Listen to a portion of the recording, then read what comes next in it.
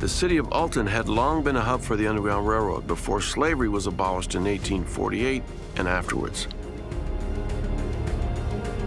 Police and bounty hunters were often seen patrolling the riverbanks, so the men and women escaping slavery had to quickly find shelter. But the hidden safe haven at the Hanson Mansion was not inside its four walls.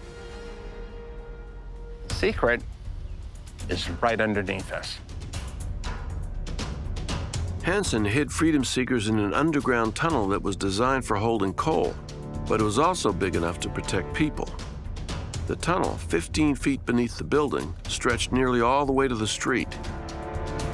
One of the things that's really interesting about the Underground Railroad is how the obvious becomes very, very important.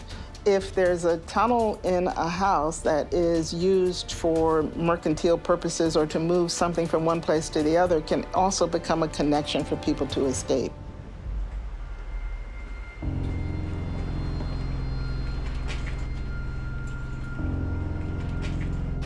People actually live here. And people actually hid there. Imagine who touched these bricks. This is where slaves would hide.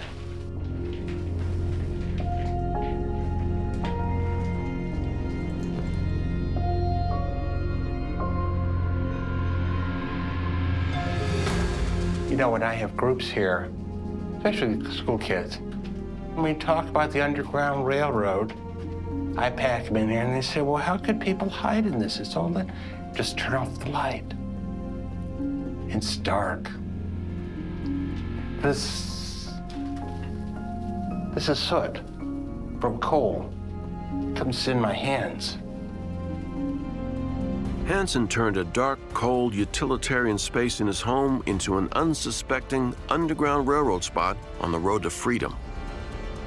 And now, modern technology is revealing a whole new view. We're finally analyzing the Underground Railroad rather than just telling the stories of the Underground Railroad.